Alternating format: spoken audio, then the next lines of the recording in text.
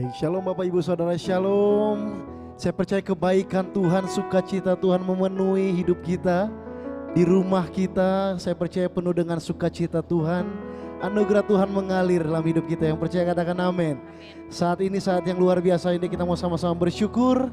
Kita mau sama-sama menyembah Tuhan, memuji Tuhan. Boleh tepuk tangan buat Tuhan Yesus yang luar biasa. Haleluya, kita mau sama-sama bersukacita. Sekali lagi tepuk tangan buat Tuhan Yesus yang baik. Haleluya. Bertepuk tangan bersama-sama saat ini. Haleluya. Tuhan Yesus yang kita sembah, Tuhan yang baik. Sukacita berlimpah-limpah. Haleluya. Hari ini hari yang telah dijadikan Tuhan. Mari kita bersuka. Amin. Katakan hari ini. Haleluya. Hari ini hari yang telah dijadikan Tuhan. Mari kita bersuka. Katakan di dalam Tuhan. Dalam Tuhan, yeah. Bersuka di dalam Tuhan. Mari di rumah masing-masing bersuka. Bersuka, bersuka dalam Tuhan. Mari bersuka, bersuka citalah. Bersuka, haleluya. Bersuka dalam Tuhan. Sekarang bersuka, bersuka cita. Yang bersuka cita katakan amin. Dari awal katakan pujian ini bersama. Haleluya. Hari ini, hari ini hari yang telah dijadikan Tuhan. Mari kita bersuka. Haleluya. Terima kasih Tuhan Yesus. Hari ini hari yang telah dijadikan Tuhan. Mari kita bersuka. Bersuka di dalam Tuhan Yesus. Dalam Tuhan. Amin. Bersuka dalam Tuhan. Yang bersuka cita sama-sama. Bersuka, bersuka dalam Tuhan. Mari bersuka, bersuka citalah. Bersuka, bersuka dalam Tuhan. Sekarang bersuka. Lagi bersama-sama sambil lambaikan tangannya. Katakan bersuka di dalam Tuhan. Come on. Bersuka, bersuka dalam Tuhan.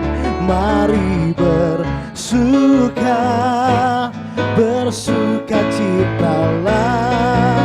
Oh bersuka, bersuka dalam Tuhan.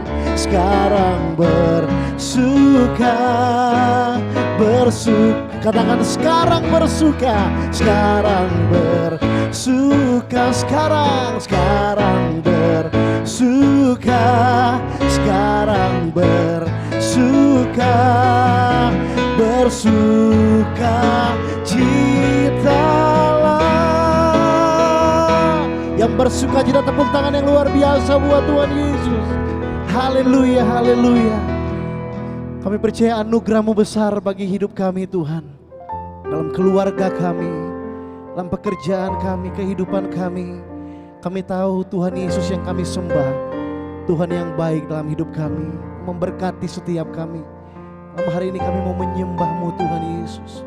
Syarabahara. Ku sembah Kau, Allah hidup, Kau yang termulia. Mari bersama katakan. Tiada seperti-Mu Tuhan. Amin. Kami sembah Kau. Ku sembah Kau, Allah kuasa. Engkaulah El Shaddai. sepertimu. Katakan tiada sepertimu. Tiada sepertimu. Tiada sepertimu Tuhan. Yang merasakan kebaikan Tuhan, katakan sama-sama, katakan. Kau berkati hidupku dengan segala kebaikan-Mu. Kini ku naikkan syukur kepadamu. Katakan kau berkati hidup kami bersama. Kau berkati hidupku dengan segala kebaikan-Mu. Amin, amin. Kini ku naikkan syukur kepadamu, Yesus. Ucapan syukur kami sembah Kau Tuhan. Ku sembah Kau, Allah hidup, Kau yang termulia. Tiada sepertimu Tuhan. Amin. Tiada sepertimu ya Tuhan. Ku sembah Kau, Allah kuasa, Engkaulah El Shaddai. Tiada sepertimu. Amin. Tiada sepertimu.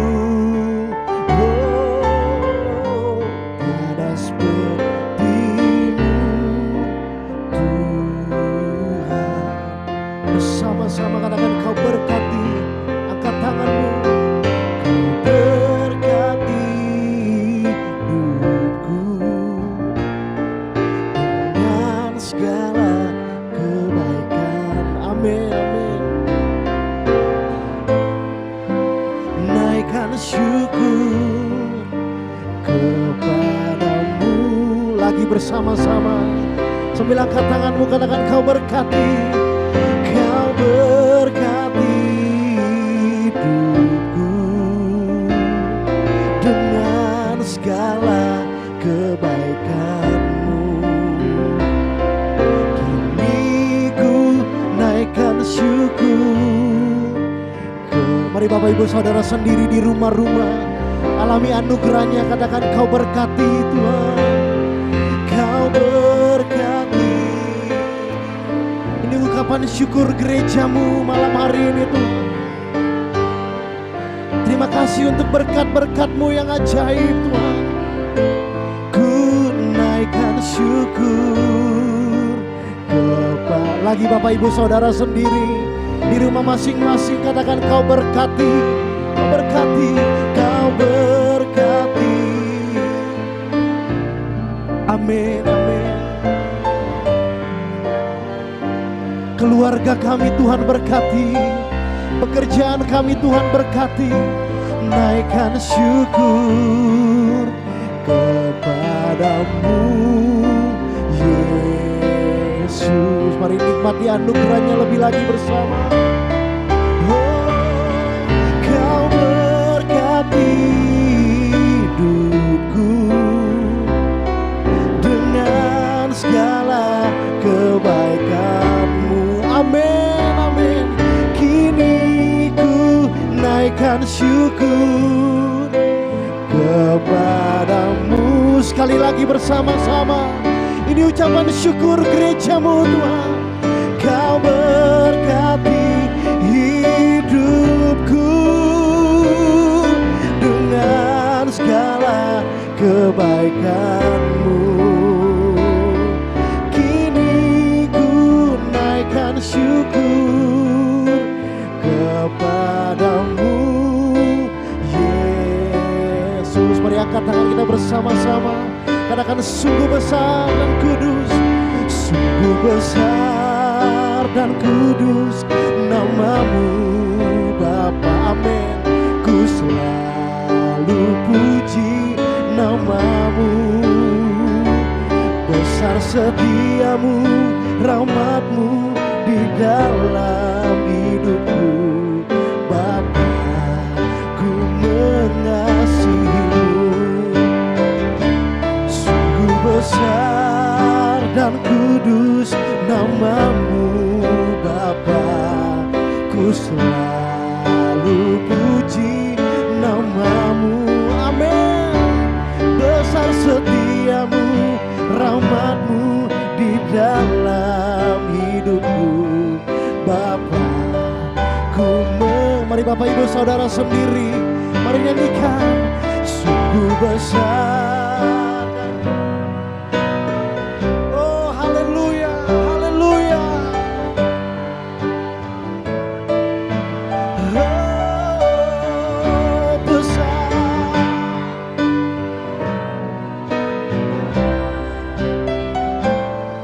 Mari sambil mengangkat tangan bersama-sama. Tuhan Yesus, Engkau besar dan kudus, sungguh besar dan kudus namamu Bapa, ku selalu puji namamu.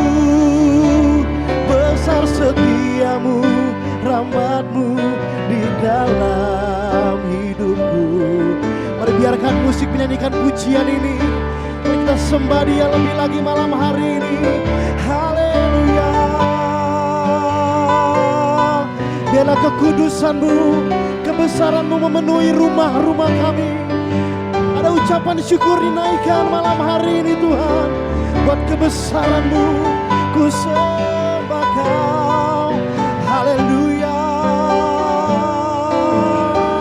Syarala bayarala bayarala, berterus sembah Dia malam hari ini.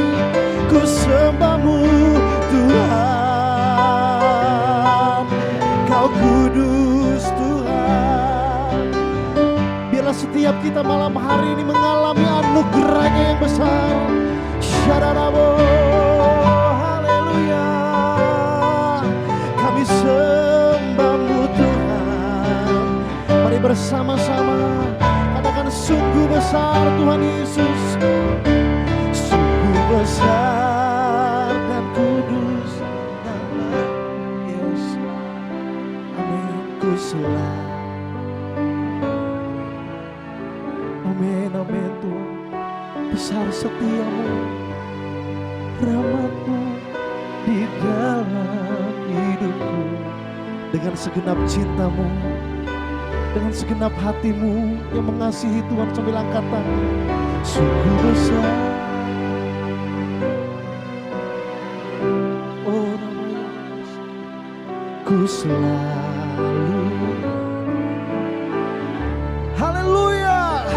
Besar setiamu,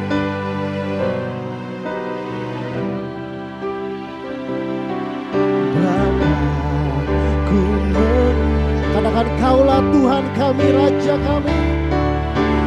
Kaulah Tuhanku, Kaulah Rajaku, Kaulah benteng dan perisai. Engkau tempat perlindungan kami Tuhan. Hatiku rindu menyenangkan-Mu. Ku sembah sujud kepadamu. Kaulah Tuhan kami Yesus, Kaulah Tuhanku, Kaulah Rajaku, Kaulah benteng dan perisaiku. Yes, haleluya. Hatiku rindu menyenangkan-Mu. Ku sembah, mari gereja Tuhan, mari umat kesayangan Tuhan, umat Raja Wali. Katakan, Kau Tuhan, Kaulah Tuhanku, oh. Kau benteng kami, perisai kami. Tiada yang lain.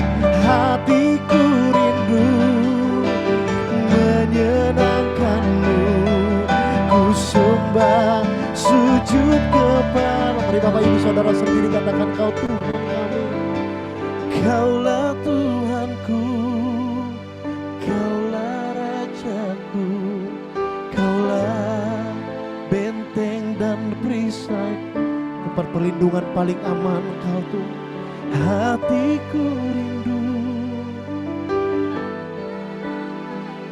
yes, ku sembah. Keluarga kami menyenangkan Engkau, hidup kami menyenangkan-Mu Tuhan.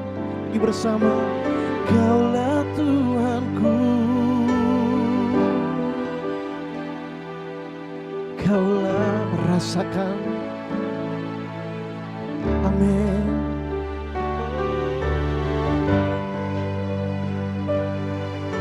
Menyenangkan-Mu ku sembah, sujud kepadamu. Mari berikan tepuk tangan buat Tuhan Yesus. Haleluya. Oh, Kaulah Tuhanku, Kaulah Rajaku, Kaulah benteng dan perisaiku. Hatiku rindu menyenangkan-Mu, ku sembah, sujud. Katakan, ku sembah Kau Tuhan Yesus. Bersama, ku sembah Kau Tuhan, ku mengangkat tanganku. Selamanya Kau ajaib bagiku. Amin, amin, haleluya.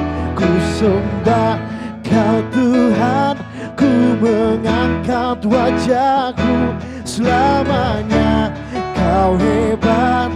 Lagi katakan, ku sembah Kau Tuhan, ku sembah Kau Tuhan, ku mengangkat tanganku.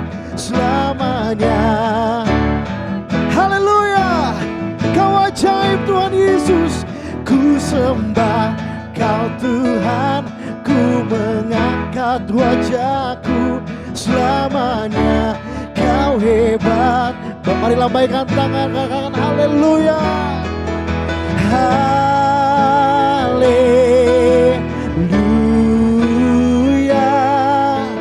haleluya,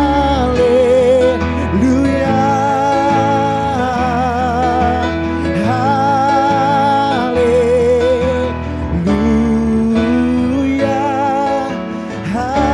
Mari Bapak Ibu Saudara sendiri di rumah-rumah, katakan, ku sembah Kau Tuhan, ku sembah. Come on, Kau Tuhan, yes. Kami kagum akan Engkau Tuhan. Ku sembah Kau Tuhan, ku sembah. Kau yang layak disembah Tuhan Yesus. Haleluya. Sekali lagi katakan, ku sembah. Ku sembah Kau Tuhan, ku mengangkat tanganku. Selamanya Tuhan yang menyembuhkan, Tuhan yang memulihkan setiap kami, Tuhan yang hebat atas hidup kami. Ku mengangkat wajahku, selamanya Kau hebat. Sekali lagi nyanyikan haleluya, haleluya,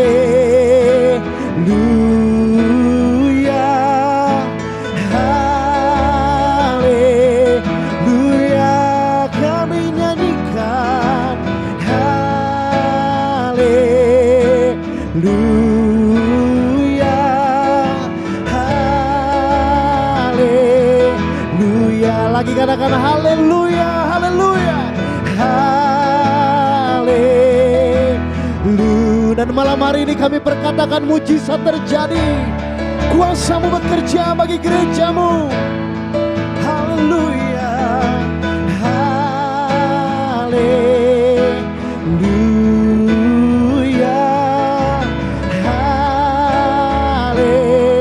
haleluya. Mari berikan tepuk tangan buat Tuhan Yesus. Sebab Kau besar, perbuatan-Mu ajaib, tiada seperti Engkau. Mari nyanyikan kebesaran Tuhan. Tiada seperti Engkau.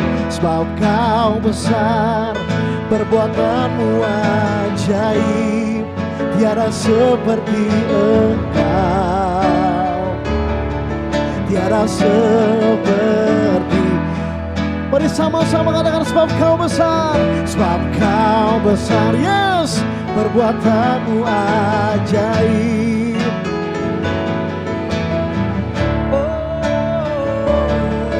Tiada seperti Engkau. Nyatakan kemuliaan-Mu di tengah-tengah kami Tuhan. Tiada seperti Engkau.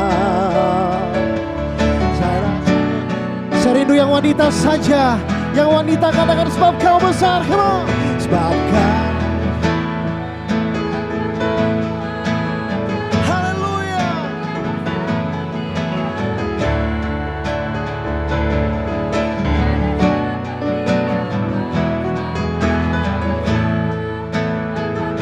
Pujian penyembahan kami Tuhan. Tiada seperti Engkau Tuhan. Sekarang kaum pria sama-sama katakan sebab Kau besar, sebab Kau besar, perbuatanmu ajaib. Tiada seperti Engkau, tiada seperti Engkau. Sebab Kau besar, perbuatanmu ajaib. Tiada seperti Engkau. Kuasa-Mu bekerja Tuhan. Tiada seperti Engkau. Sekali lagi tepuk tangan buat Tuhan Yesus. Sebab Kau besar, sebab Kau besar, perbuatanmu ajaib.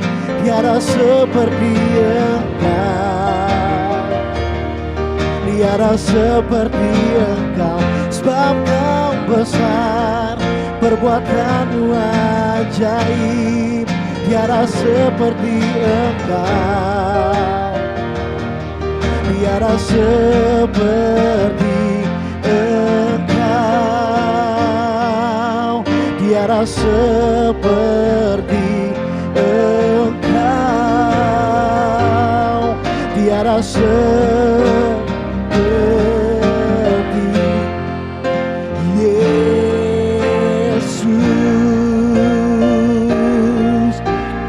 percaya sorak-sorai yang terbaik buat Tuhan Yesus. Sorak haleluya, haleluya, haleluya. Kami percaya Tuhan yang kami sembah, Tuhan yang dahsyat. Kau Tuhan yang hebat dalam hidup kami Tuhan.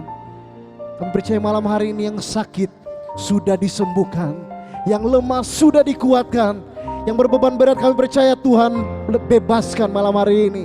Semua kami mengalami mujizat Tuhan, karena Tuhan yang kami sembah Tuhan yang besar. Kau berkuasa di tempat ini Tuhan Yesus. Kami kagum dan hormat akan Engkau Tuhan. Sekali lagi angkat tangan kita bersama-sama. Katakan, ku kagum hormat akan Engkau. Ku kagum hormat akan Engkau. Amin. Kau Allah yang layak dipuji. Ku kagum. Mari yang kagum akan perbuatannya, angkat tangan kita. Ku kagum, ku kagum hormat akan Engkau. Ku kagum hormat akan Engkau. Kau Allah yang layak dipuji. Ku kagum akan, katakan ku kagum akan Engkau. Ku kagum akan Engkau. Ku kagum akan Yesus. Ku kagum akan Yesus. Sekali lagi sorak-sorai tepuk tangan buat Tuhan Yesus yang dahsyat. Dia luar biasa, Dia ajaib dalam hidup kita. Haleluya, terima kasih Tuhan Yesus. Malam hari ini kami percaya mujizat-Mu sudah kami terima. Kebesaran-Mu terus memenuhi tempat kami. Bahkan di rumah kami masing-masing. Tuhan Yesus bekerja dahsyat malam hari ini. Kalau sebentar kami rindu mendengarkan firman-Mu Tuhan. Urapi hamba-Mu Bapak Pendeta Aruna. Untuk kami sama-sama diberkati oleh firman-Mu malam hari ini. Di dalam nama Yesus, yang siap mendengarkan firman Tuhan sama-sama katakan, amin. Waktu dan tempat kami persilakan Bapak Pendeta Aruna untuk menyampaikan firman Tuhan. Shalom Bapak Ibu sekalian. Hari ini kita boleh bertemu kembali. Shalom Pak David, ada dengan keluarga, Ibu Lelen, saya lihat ada dengan keluarga. Shalom Pak Benyamin dengan Bapak Ibu Saudara sekalian, semuanya yang hadir. Saya percaya bahwa tangan Tuhan mengerjakan bagi kita perkara-perkara yang besar karena kita sedang melakukan pekerjaan Tuhan. Nah, Bapak Ibu, hari ini kita sudah ada di semester kedua dari 2023, sebentar lagi masuk 2024, dan terus kita tidak tahu sampai kapan, tapi Tuhan akan datang kali yang kedua.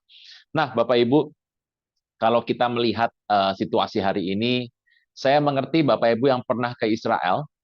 Pak, saya belum pernah ke Israel. Oh, ke Israel atau tidak ada hubungannya dengan naik surga apa tidak, gitu ya. Jadi kalau ada dana, Anda mau jalan-jalan, Israel jadi tujuan pertama. Tapi kalau tidak, ya tidak apa-apa. Bapak Ibu, kalau Anda pergi ke Israel, Anda akan pasti melihat di ruangan-ruangan, di pintu, itu ada mezuzah. Mezuzah itu adalah sebuah potongan besi atau kayu yang panjangnya segini, ditaruh di sebelah kanan. Jadi kalau Anda mau masuk, sebelah kanan nih, sebelah kanan. Anda mau masuk sebelah kanan dan itu miring ke dalam. Gitu. Jadi masuknya miring. Nah, ini saya gambar saja Bapak Ibu daripada kita melihat-lihat ya. Nah, saya gambar saja. Ini adalah pintu. Itu. Nah, kalau Anda masuk sana, ini pintunya di sana ya. Ini pintunya. Kusen, gitu ya. Ini pintu. Nah, itu di sini. Gini, miring gini. Ya, kebanyakan orang masangnya rata, tapi kalau orang di sana miring. Itu lambang apa sih, Pak? Miring begitu, gitu ya. Di sini ada 3 huruf Yahudi, ya toh. Isinya adalah Shomer, Delatot, Israel. Tuhan adalah penjaga gerbang-gerbang Israel. Ini kalau dikatakan Shomer Delatot Israel artinya penjaga gerbang-gerbang Israel. Shomer Delatot Israel. Israel. Itu artinya Tuhan adalah penjaga gerbang-gerbang di Israel. Bapak Ibu, kalau kita melihat hal itu, di Israel sering ada seperti itu lambang dari bahwa Tuhan itu menjaga kehidupan Anda dan kehidupan orang-orang bersama dengan Anda dalam keluarga Tuhan, dan kita semua sedang melakukan pekerjaan Tuhan hari-hari ini. Semua nama di Alkitab, apalagi nama nabi ya Bapak Ibu ya, nama nabi yang ada di Alkitab, nama orang-orang, nama laut, nama kota, nama desa, nama dusun, nama kampung, nama lembah, nama sungai, itu angka nama orang ada artinya. Nah, Nuh misalnya, kalau Anda melihat artinya apa sih? Artinya rest gitu ya. Nuh itu kadang-kadang kalau Anda melihat dalam bahasa Ibrani, ini belum khotbah nih, ini masih cerita dulu ya Bapak Ibu ya. Dalam bahasa Ibrani kata Nuh itu ditulis NH, N sama H gitu, NH. Nggak ada huruf hidup. Orang Ibrani tidak ada huruf hidup Bapak Ibu. Huruf hidupnya cuma ada alef sama ain. Tapi itu aja dipakai bukan dengan huruf hidup, untuk kata yang pertama saja. Bapak Ibu, kalau Anda melihat huruf Ibrani itu NH, Nuh gitu ya. Artinya adalah rest. Tapi Bapak Ibu, seringkali kata-kata itu diubah dan diganti, ditukar begitu oleh orang Yahudi, menghasilkan kata-kata yang baru. Misalnya Nahum, NHM gitu, NHM. Itu artinya adalah penghiburan. Tetapi NHM juga bisa berarti niham. Niham, bukan nihau, bukan nihau itu bahasa Mandarin, Ibu. Jadi niham, niham itu apa? Niham itu artinya adalah penghukuman, gitu ya.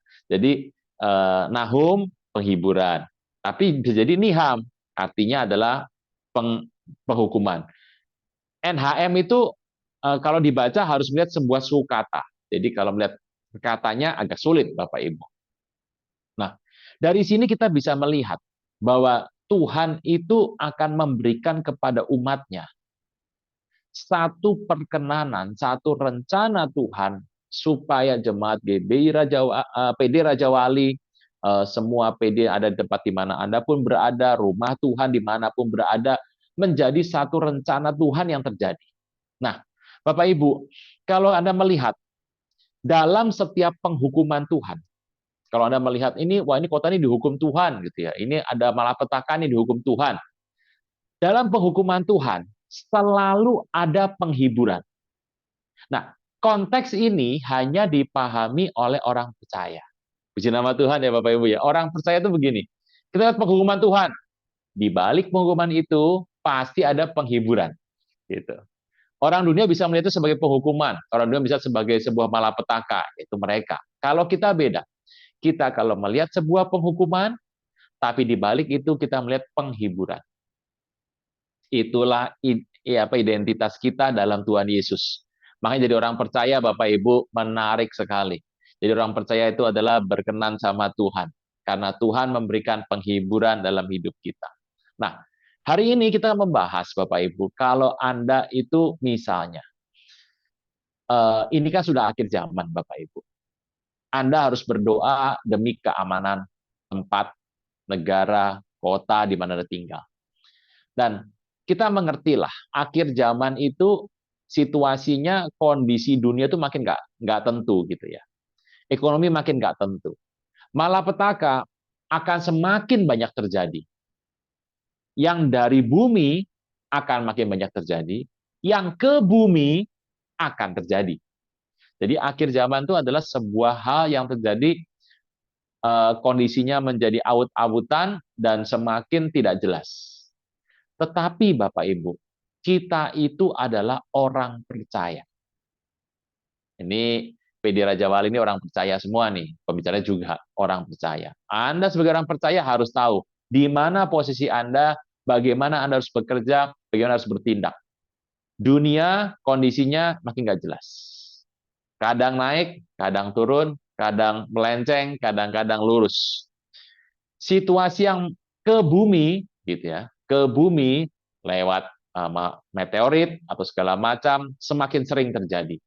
Tapi yang dari bumi, gempa bumi, longsor, tsunami, gunung berapi akan semakin banyak. Nah, kalau ditanya, Pak, dalam perjalanan kita untuk menyelesaikan petugasan Tuhan, kita ini ada di muka bumi, Pak. Ada di muka bumi ya. Tentu saja kalau Tuhan memberikan malapetaka atas bumi, nah posisi kita di mana? Gitu ya. Nah, Bapak Ibu, kita melihat apa yang Tuhan berikan kepada orang percaya terkait dengan situasi yang terjadi di muka bumi. Nah, saya mengajak Bapak Ibu untuk kita melihat gitu ya. Atas nama Nuh dulu yang pertama gitu ya. Nuh itu membangun sebuah bahtera. Dan orang hari itu nggak percaya sama dia. Dia di bukit, bangunnya di bukit. Bangun bahtera kalau di bukit. Bangun bahtera itu di pinggir pantai gitu ya, di bukit. Kemudian 100 tahun, 100 tahun dia membangun 100 tahun. Anda bisa bayangkan 100 tahun itu berapa lama, berapa panjang 100 tahun itu dibangun di sana. Waktu itu terjadi, apa sih tujuan Tuhan sebetulnya? Tuhan ingin supaya Nuh bicara kepada rekan-rekannya, kepada orang-orang, kepada teman baiknya, kepada sekelilingnya, mengenai Tuhan akan mendatangkan banjir atas muka bumi. Yang pertama Nuh ya. Tetapi walaupun dikasih tahu, orang-orang tidak mau datang. Nah, tibalah pada hari itu. Jadi Nuh sudah membangun, Nuhnya masuk, ditambah binatang yang haram dan yang halal masuk. Kan gitu ya. Anda sudah tahu jawabannya toh. Kalau binatang haram sama binatang halal masuk. Nah, ini pertanyaan mudah saja, nggak usah dijawab, nggak akan keluar dari ujian. Berapa jumlah binatang masing-masing yang masuk ke Bahtera Nuh. Kan gitu. Halo? Ada yang punya jawaban? Nah, Anda kalau jawabnya sepasang salah. Salah ya Bapak Ibu, salah. Yang halal 7 pasang, yang haram sang. Gitu ya. Halal 7. Domba berapa? 7. Sapi berapa? 7. Gitu ya. Kambing berapa? 7. Gitu. Ayam 7. Gitu ya. Kalau anjing 1 pasang. Gitu ya. Babi 1 pasang. Bapak Ibu, hari ini sambil saya berkhotbah, Anda harus berterima kasih kepada Opung Nuh. Karena Nuh selama 150 hari dan lebih, dia menjaga untuk tidak makan babi. Kalau dia makan hari itu, hari ini semua tidak ada babi di muka bumi. Ini penting Bapak Ibu. Jadi harus berterima. Kalau Anda mau makan itu, Anda terima sama Tuhan dan sama Nuh gitu ya. Nuh menjaga loh. Kalau Nuh itu ngelihat ayam, nah, ayam itu ada 7 pasang, kemudian Nuh 7 pasang Bapak Ibu, itu tidak banyak untuk 150 hari. Kalau Nuh terpikat untuk makan ayam, hari ini Kentucky itu isinya vegetarian, gitu ya. Harus terima kasih sama Nuh, gitu ya. Kalau hari itu saya di sana, ya saya habiskan semua vegetarian hari ini semuanya makan. Nah, Nuh terjadi banjir.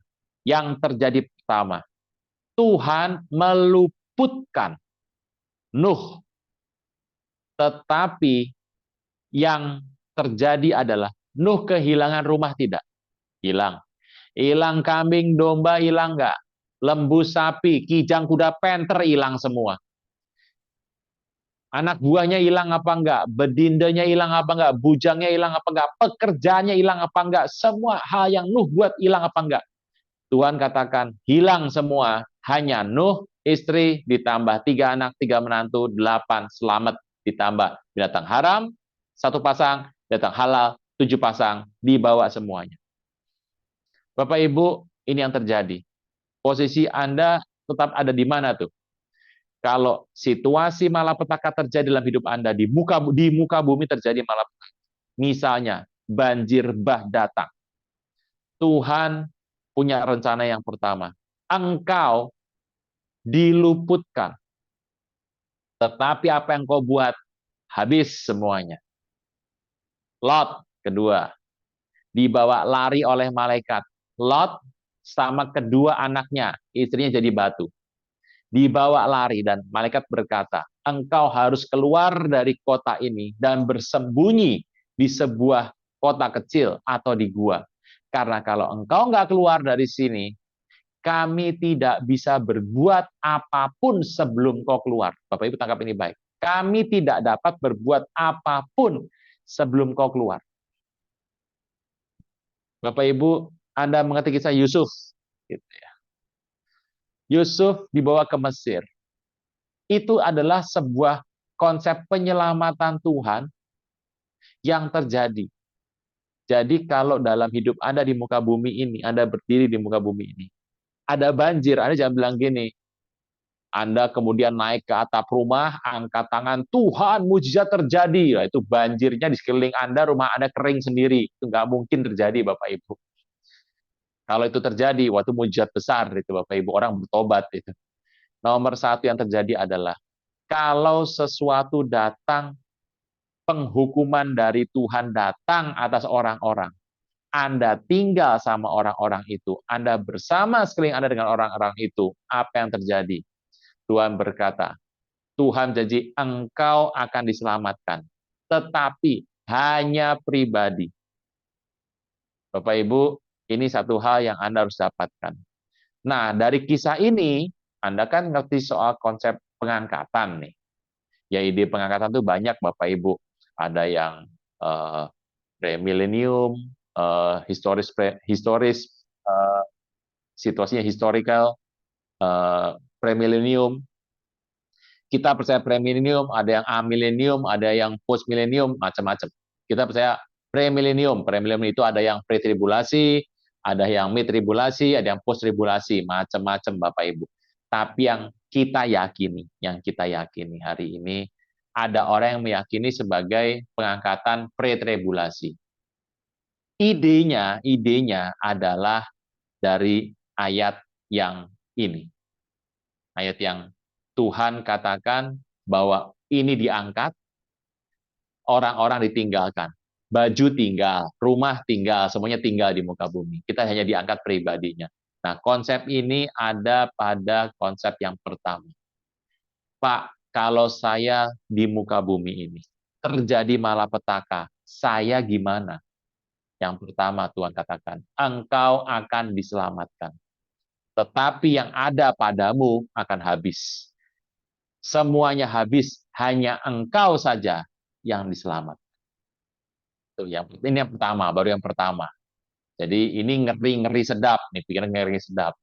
Situasi yang terjadi adalah Tuhan berkata, bisa saja hari itu engkau diselamatkan, tapi apa yang kau buat semuanya harus tinggalkan. Peristiwa Nuh mengingatkan kita tentang hal ini. Peristiwa Lot mengingatkan kita akan hal ini.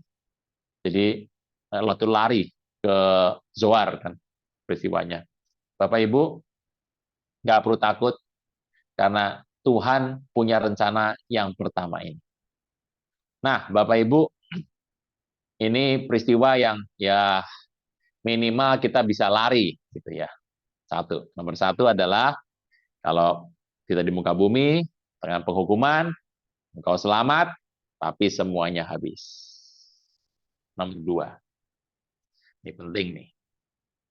Ini kalau nomor dua ini penting, karena ini paling banyak pengikutnya, gitu ya. Kalau Anda melihat dalam Mazmur 91 ayat 7, nah ini Anda pasti sudah hafal Mazmur 91 ayat 7. Walau 1000 rebah di sisiku, kau tetaplah Allah penolongku. Walau 10.000 rebah di kananku, takkan menimpa. Nah, takkan menimpa. Sebab Yesus sertaku.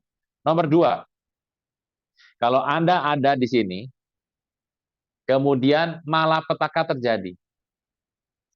Tuhan menyatakan, nomor dua, malapetaka hanya akan menyakiti orang fasik. Khusus daerah orang percaya akan dijaga. Gitu ya.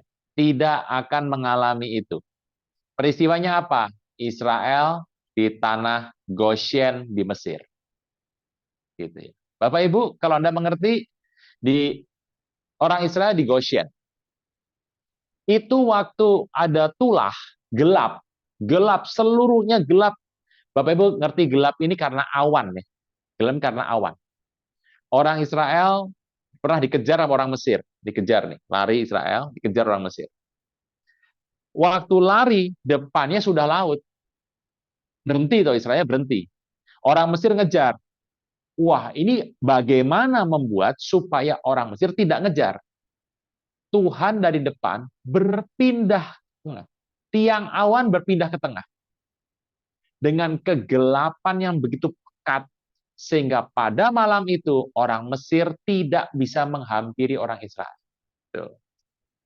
Nah, petang di Mesir itu gelap sekali. Tapi Bapak Ibu pasti Anda bertanya, lah kalau di Mesir gelap, emangnya di tempat lain nggak gelap? Oh tidak. Karena di orang Israel tidak terjadi tulah seperti di Mesir. Enak tuh ya. Nah, yang nomor dua ini, wah ini paling enak. Gitu ya. Karena peristiwanya adalah pola hukuman Tuhan datang yang kena hanya orang di Mesir. Gitu.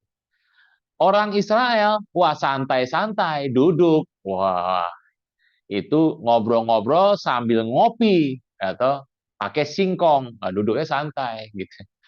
Sambil melihat malapetaka yang menimpa orang Mesir. Duduk-duduk santai-santai ketawa-ketawa melihat orang Mesir. Jadi penghukuman Tuhan bisa terjadi atas orang fasik. Tetapi orang percaya diselamatkan. Nah, saya percaya dalam peristiwa ini, yang nomor dua ini, Anda paling suka, Anda paling suka. Ya, saya sukanya itu nomor dua ini, nomor dua paling suka gitu ya. Ya siapa lagi yang nggak suka? itu artinya adalah Tuhan melakukan pertolongan atas kita. Jadi Anda cuma akan melihat orang-orang fasik kena. Oh, tidak demikian, Bapak Ibu. Jadi peristiwa kedua ini memang bisa terjadi adalah hanya orang fasik yang kena. Kalau yang pertama, sama-sama kena semua. Tetapi khusus Anda, hanya Andanya saja ya, semuanya kena, tapi Andanya diselamatkan. Itulah konsep pengangkatan, rapture. Yang kedua. Nah, bisa terjadi adalah orang-orang fasik kena, Anda tidak kena, plus rumah Anda masih ada, gitu ya. Kambing domba Anda masih ada, kambing domba, onta, keledai, kijang, kuda penter masih ada sama Anda itu. Anda masih bisa makan minum, Anda masih bisa semua aktivitas Anda masih jalan. Jadi daerah Israel di Goshen di Mesir, itulah daerah yang Tuhan pelihara. Tidak pernah kena tulah. Nah, jadi yang nomor 2 ini lebih enak dari nomor 1, lebih enak. Nomor 2 ini tidak kena sama sekali dan aktivitas masih jalan. Anda bisa mengatakan kepada orang-orang, wah ini orang fasik tuh kena, kasihan sekali. Anda masih bisa ngomong gitu. Nah, saya tahu orang Kristen ini mayoritas biasanya lebih suka nomor 2. Gitu ya. Yang nggak apa-apa, bisa terjadi dalam hidup Anda kok. Yang pertama bisa kejadian, kedua ini orang paling suka, ya, paling doyan. Anda mengerti bahwa peristiwa ini adalah rencana Tuhan.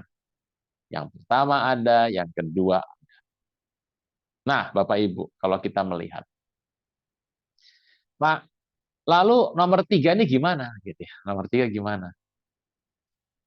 Nomor 3, yang 2 sudah, nomor 3. Nah ini, Anda, mari kita membaca Yeremia.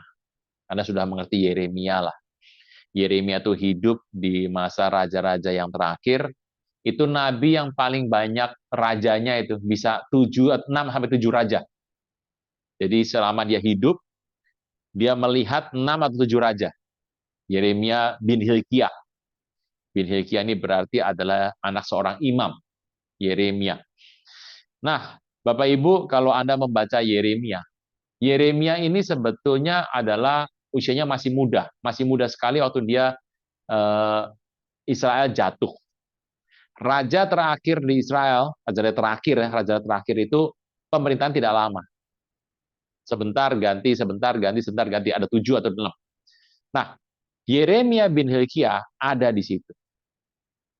Kalau kita membaca Yeremia, dia selalu mengatakan, Raja bertobat, kita harus tegakkan Taurat lagi, kalau tidak ini dihancurkan. Dia mengatakan berulang kali kepada orang-orang di sekitar supaya bertobat. Tapi kita tahu rencana Tuhan lah, orang Israel tidak bertobat. Dan Yeremia berkali-kali sampai dia persekusi, dia dimasukkan dalam kurungan, dia masukkan dalam kurungan lembah, dia ditaruh di tempat penjara, dia berkali-kali seperti itu. Yeremia ini punya seorang sekretaris, namanya Baruk bin Neria. Baruk bin Neria itu adalah sekretarisnya dia. Ya, sebenarnya teman ya, tapi jabatannya lebih rendah. Sekretaris, tukang tulisnya dia. Karena Yeremia waktu masuk ke dalam kurungan, nanti yang membacakan adalah Baruk bin Neria. Setiap kali Baruk bicara sama raja, ketemu raja,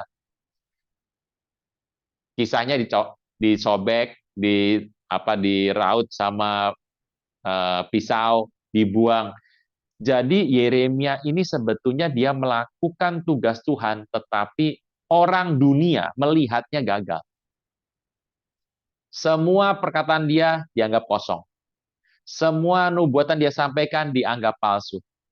Semua apa yang dia katakan, suratnya disobek sama raja. Anda bisa lihat ini. Dan Baruk juga sama, dikejar-kejar. Dan pada saat mereka dibawa pergi ke sebuah Raja Babel masuk, maka pemimpinnya lari ke Mesir. Yeremia ya dibawa.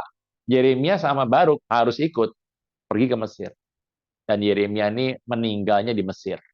meninggal di Mesir di usia yang sudah cukup tua. Nah, Bapak Ibu, kalau kita melihat peristiwa Yeremia ini, dia nginjil, dianggap gagal. Dia bicara kebenaran, dianggap palsu. Teman baiknya, akhirnya ia juga dianggap gagal. Mereka berdua dipaksa pergi ke Mesir dan meninggal di Mesir. Sekarang pertanyaannya, Yeremia gagal apa tidak? Gitu ya. Kalau kita orang Kristen pasti bilang tidak. Orang dunia bilang gagal, kita bilang tidak gagal. Nah, lalu gimana tuh? Yang nomor 3. Kalau ada penghukuman Tuhan datang sama kita, yang nomor 3, Anda mungkin ikut dalam penghukuman tersebut. Nah, aduh Pak, nggak enak. Anda nggak bisa milih, Bapak Ibu. Anda nggak bisa milih. Saya nggak bisa milih juga. Itu Anda ikut dalam penghukuman tersebut. Yeremia dimasukkan dalam penjara, mungkin Anda juga di sana. Yeremia dimasukkan ke dalam penistaan, mungkin Anda di sana. Yeremia meninggal, mungkin Anda di sana. Orang dunia mengatakan, Kristen gagal hidupnya. Tetapi ingat, Yeremia tidak gagal. Kalau saya tanya, Yeremia tuh berhasilnya berapa banyak? Oh, tidak ada yang berhasil. Yeremia tidak ada yang berhasil. Dari khotbah-khotbahnya tidak berhasil, dari penginjilannya tidak berhasil, dari semua kata-katanya tidak berhasil, dari kehidupannya dia meninggal tidak berhasil. Tapi itu kata orang dunia. Di mata Tuhan Yeremia berhasil. Nah, Bapak Ibu, Anda mau yang mana kan gitu? Wah, yang paling enak mah nomor 2 tuh ya, nomor 2 paling enak. Jangan nomor 3, nomor 1 masih oke lah, nomor 2 lah saya pilih. Masalahnya begini Bapak Ibu, ini cerita kita tidak bisa memilih. Nah ini, tidak bisa memilih. Anda bisa minta, tetapi Anda nggak bisa menentukan. Misalnya dalam kehidupan Anda selama hidup pasti pernah dapat malapetaka. Pasti pernah, pasti pernah. Yang pertama, ada yang tipenya seperti nomor 1. Ada. Cuma Anda yang selamat. Gitu. Naik mobil, wah, tiba-tiba kejadian satu peristiwa. Anda teriak, Yesus! Anda keluar dari mobil. Mobilnya dihantam. Semobil misalnya meninggal. Anda selamat. Ya, itu nomor 1 itu. Atau nomor 2, kejadian menimpa di sebelah sana, di rumah Anda, di tempat Anda, santai-santai aja gitu ya. Nah, atau nomor 3, ya Anda kena di situ. Orang bilang, wah gagal, gagal. Tetapi kita harus ingat, kita ini membawa pesan sorgawi. Anda adalah anak Tuhan.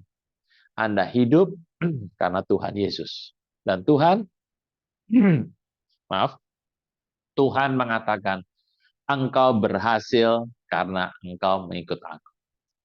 Bapak Ibu, 1, 2, dan 3.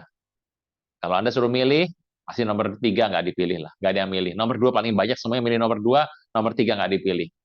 Tapi masalahnya, Tuhan tidak memberikan pilihan. Tuhan yang menjaga kehidupan Anda.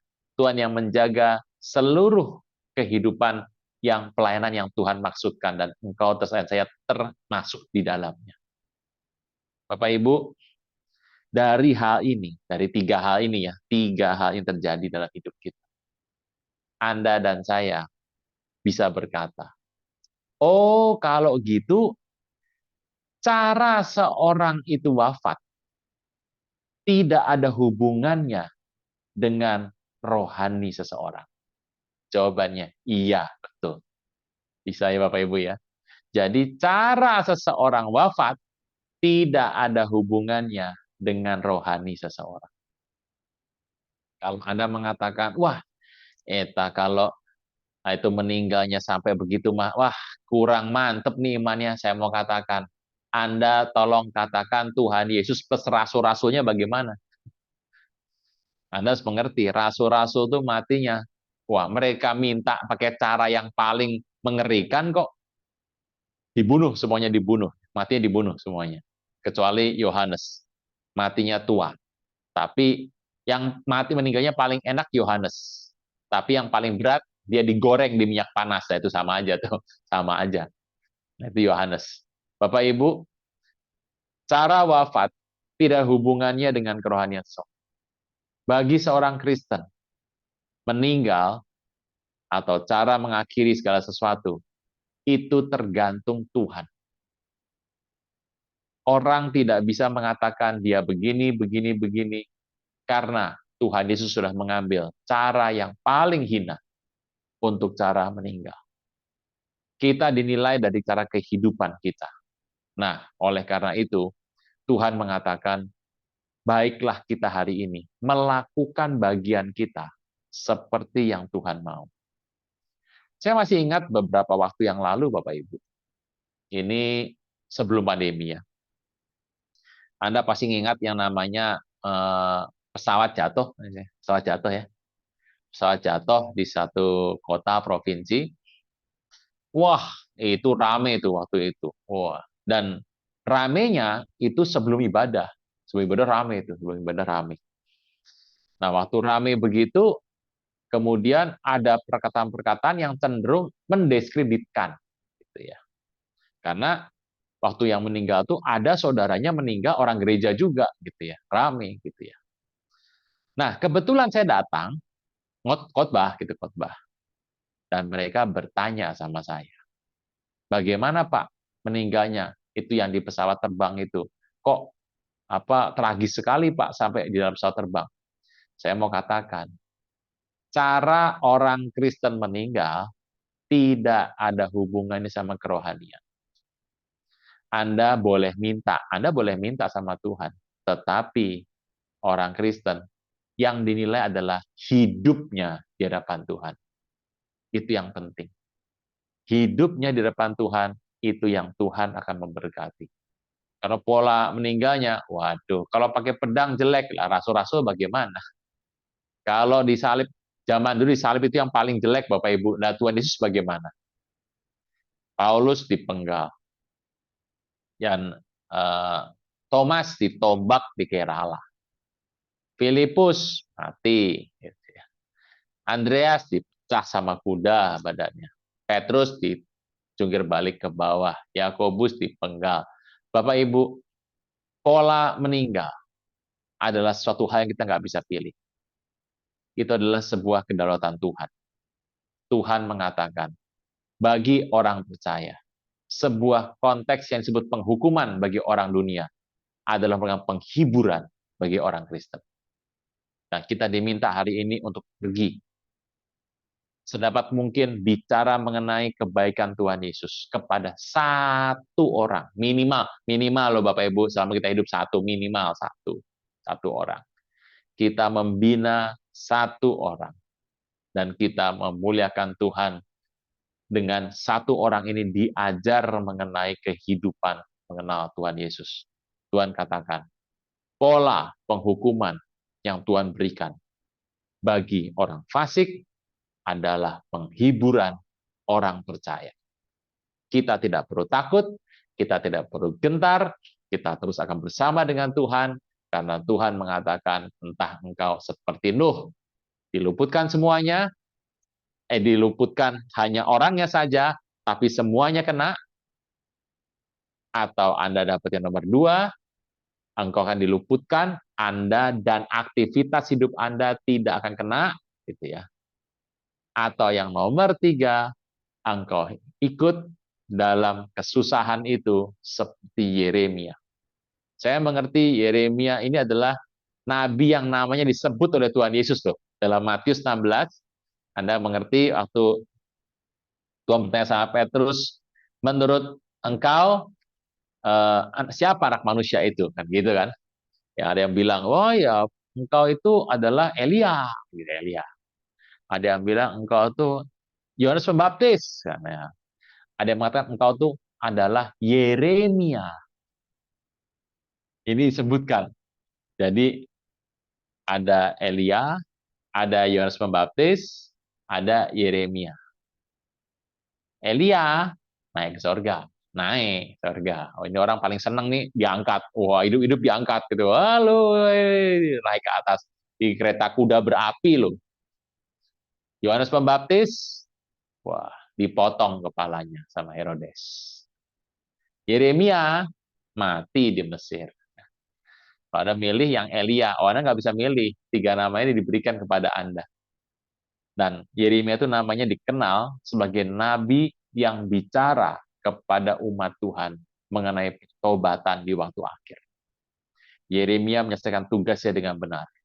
Yeremia membawa pesan Tuhan.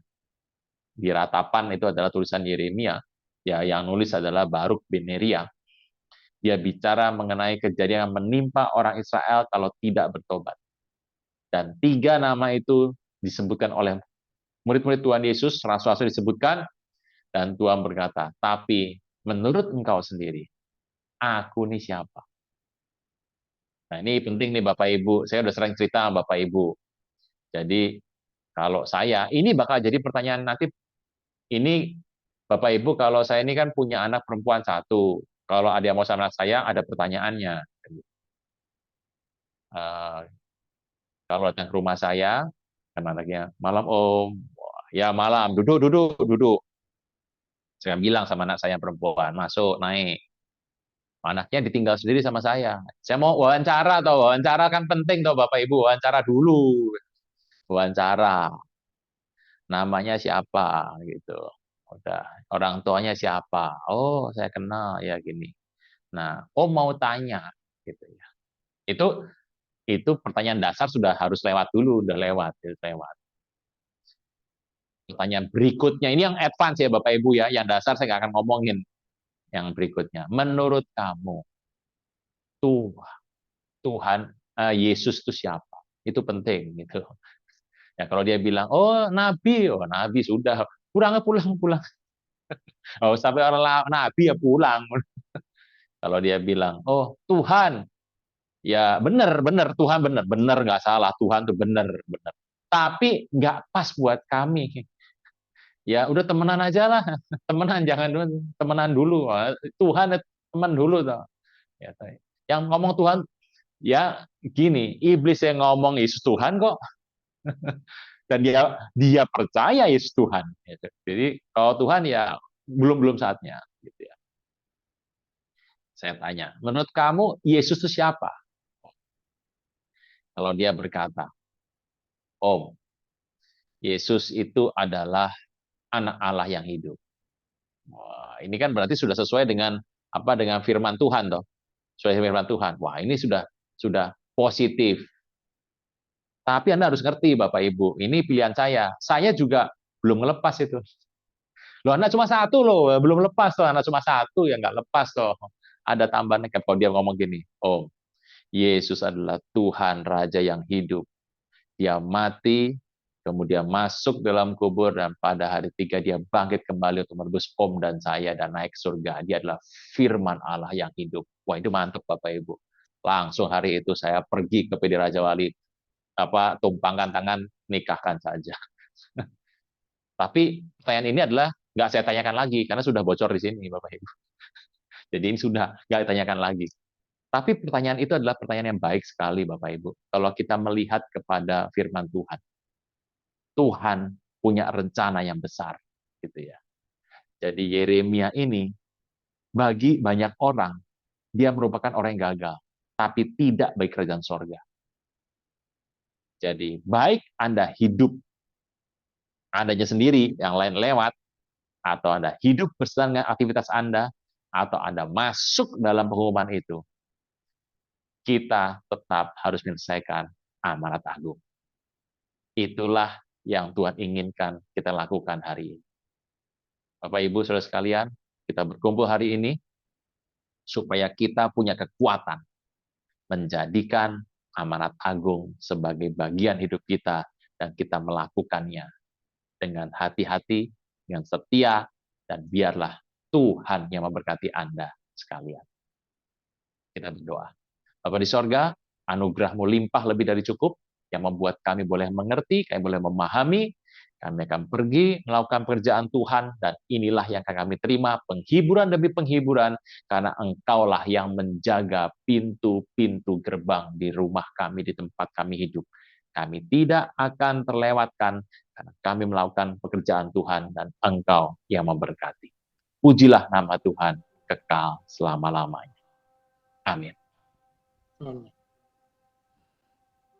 Baik, puji nama Tuhan. Terima kasih untuk Bapak Pendeta Aruna, dan sekali lagi mohon kesediaan untuk Bapak Pendeta Aruna untuk memimpin kita dalam perjamuan kudus malam hari ini. Sambil Bapak Ibu Saudara di rumah masing-masing mempersiapkan roti dan anggur, kita sama-sama masuk dalam perjamuan kudus.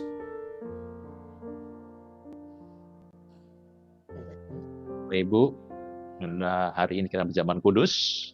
Anda siapkan roti dan anggur di tempat Anda masing-masing. Dan ada baiknya sebelum kita menerima perjamuan kudus ini adalah sakramen. Sakramen ini adalah ada dua.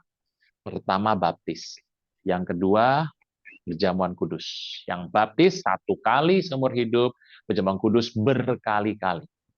Nah, kita menerima perjamuan kudus ini ada sebuah pesan daripada Tuhan.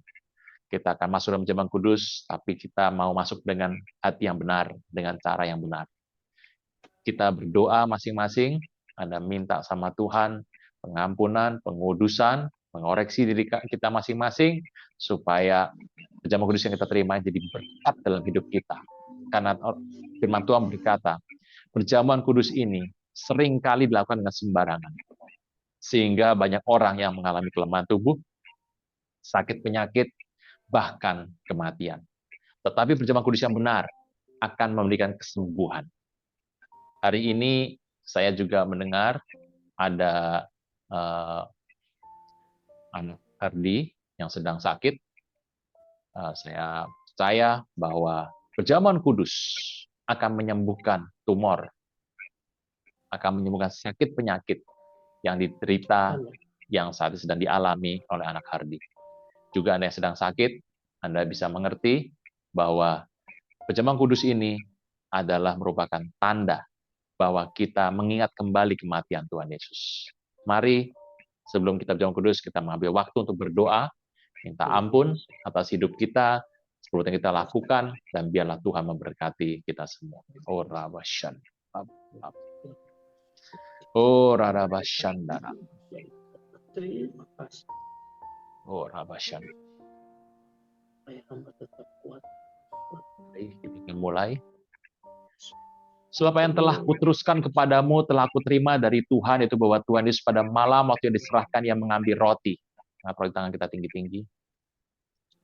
Sudah itu ia mengucapkan syukur atasnya, ia memecah-mecahkannya dan ia berkata, inilah tubuhku yang diserahkan bagi kamu, buatlah ini menjadi peringatan akan aku. Saudara Tuhan, bukankah roti yang kita angkat ini adalah persembahan kita dengan tubuh Kristus? Kita makan dalam nama Tuhan Yesus. Demi nama Yesus, jadi makulis tubuh kami kali ini baik. Amin. Haleluya.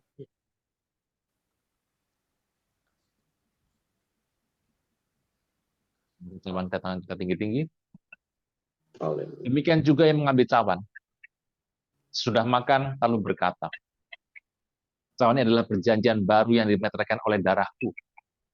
Membuatlah ini setiap kali kau minumnya, jadi peringatan akan aku, sebab setiap kali kau makan dan roti dan minum anggur ini, kau memberikan kematian Tuhan sampai ia datang. Saudara saya Tuhan, bukankah cawan yang kita angkat ini adalah persoalan kita dengan darah Kristus? Kita terima dalam nama Tuhan Yesus. Dalam nama Tuhan Yesus.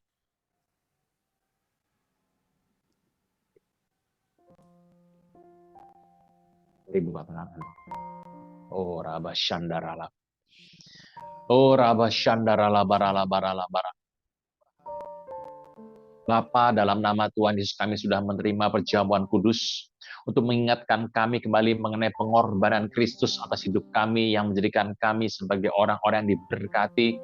Kami menerima terbukaan, pengampunan, dan pemulihan, sehingga semua yang menimpa hidup kami akan dihapuskan oleh darah Kristus untuk kami menjadi baru kembali. Kami berdoa untuk setiap kelemahan tubuh, sakit penyakit, Engkau yang mengangkat, Engkau yang menguduskan hidup kami, Engkau yang memulihkan hidup kami.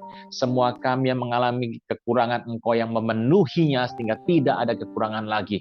Kami yang mengalami segala hal terkait dengan masalah-masalah dalam kehidupan kami, Engkau yang menghapusnya, Engkau yang membuat kami boleh kembali maju dan kembali sehat dan kembali menjadi anak-anak kerang. Terpujilah namamu, Tuhan yang memberkati kami, Tuhan membuat kami boleh mengerti perkara-perkara yang Tuhan bukakan dalam hidup kami. Engkau yang membuat kami boleh bekerja sesuai dengan kehendak Tuhan, dan berkat Tuhan yang berlimpah atas nama Tuhan Yesus turun dalam hidup Anda sekarang sampai selama-lamanya. Kita angkat lagu.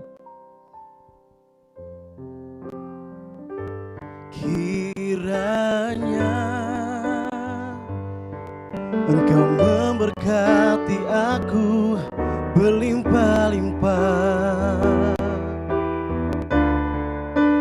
dan memperluas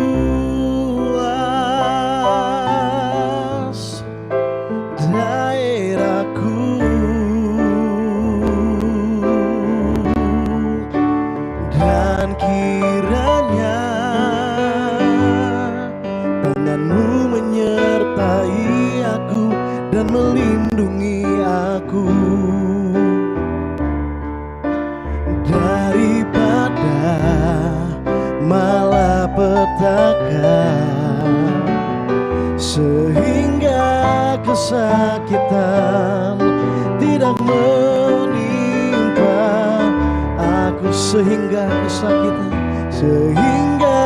kesakitan tidak menimpa aku, sehingga kesakitan tidak menimpa aku.